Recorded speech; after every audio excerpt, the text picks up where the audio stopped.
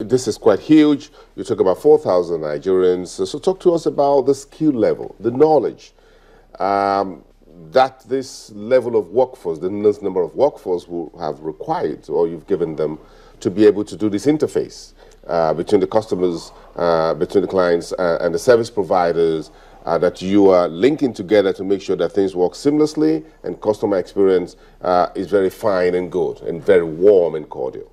You know, this is a very pleasing question. You know, what we are doing, our employee base, I would say average age of our employee base would be in early 20s. You know, so we are talking about very young people. And I'm out of that range. Yeah. I'm more than 20. I've doubled my 20. So these are the people who are 20 something and they've just come out of the college or they've just come out of high school, speak good English, speak good language, local languages. And what we do is with every call center, we have a skill development center, as we call it. We put them through a rigorous skill development center program, and that program is between 4 to 6 weeks. In 4 to 6 weeks, they're trained on how to take a call, how to answer a call, mock drills are done, they're corrected on this, and then they are put on the real environment taking calls. And for every 20, you've got one supervisor who's telling them how to improve on this. The other thing which we do with these kids, I would call them kids, they're 20 something, and is that there is a rapid development program, you know. So there have been instances where people have been promoted 4 times, 5 times over 4 years, you know. So what we are saying is that if you're good, you know, you can start as a call center agent, but very soon you'll become a team leader, and then you'll become an assistant manager, and so on and so forth.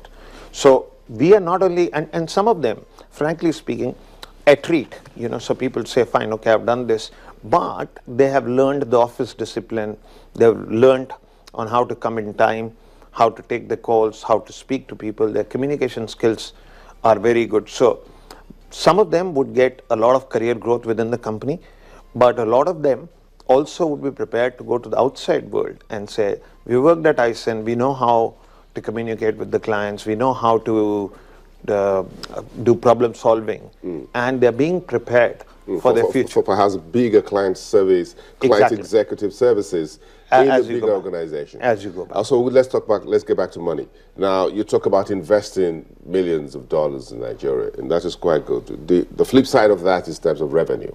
Yeah. Yes. So what's the size of Nigeria revenue in your portfolio?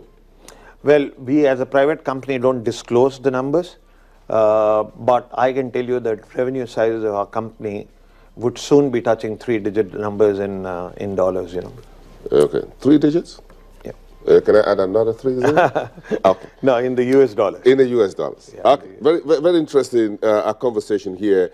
But again, you're talking about a developing country here, which is Nigeria, with internet access, ICT availability, speed, the bandwidth and all that. How have you been able to cope with some of the challenges from infrastructure deficiency on this particular soil? So what we do in these centers is that we run both the technology piece and the people piece. The process and the technology is both managed by us.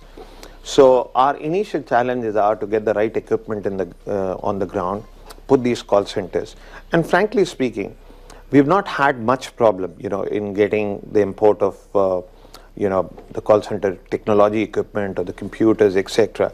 I mean, it's usual as it is in the other parts of the Africa or other parts of the developing countries.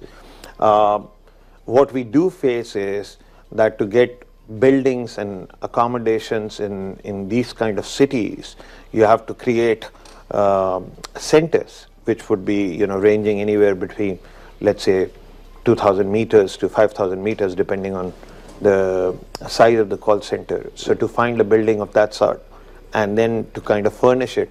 But frankly speaking, that has not been a challenge which I'll put at the top of the list. When did you actually start business in Nigeria? We started towards the end of 2010 is when we started implementing it. We went live in early 2011. Thank you. So about 5 years.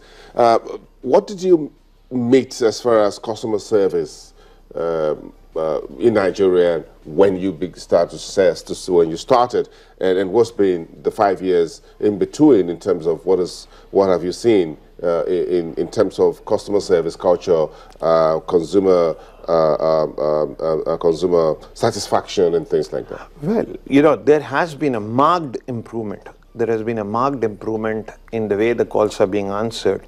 Remember, for telcos and others, this used to be one of the support functions, as I said earlier. For us, it's a main function. We are measured on service level agreements which we have with the telcos. We are measured on how many times we are resolving the problem in first time. So first call resolution is a very important. So if you call up, how many times am I able to create an infrastructure wherein when you call, you get somebody to answer on the other side? How many times we've been able to avoid the repeat calls, which means we've been able to satisfy you that you don't have to come. So we are measured on acronyms like FTR, first time resolution, on how much is the churn management, how well are we satisfying you so that you're not going to somebody else. So those are the parameters we get measured on. And remember, we get paid on the basis of the service level we deliver.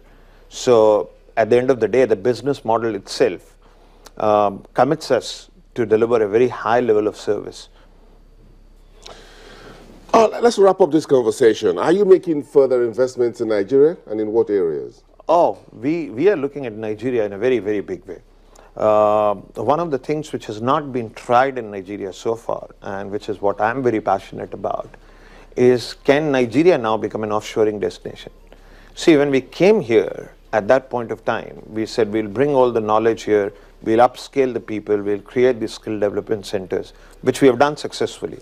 Now that we are getting to a critical mass of 4,000 now, and probably will be about 5,000 in 6 months from now, when we cross 5,000 people, we've now got the critical mass, and we are now evaluating if you can bring work from Europe and do it in Nigeria, because it's the same time zone.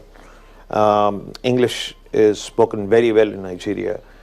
We've been able to bring this to a very competitive level. So I think the next big thing is, just to give you again a comparison, India has got 2 million people doing BPO services, which is the outsourcing, business process outsourcing.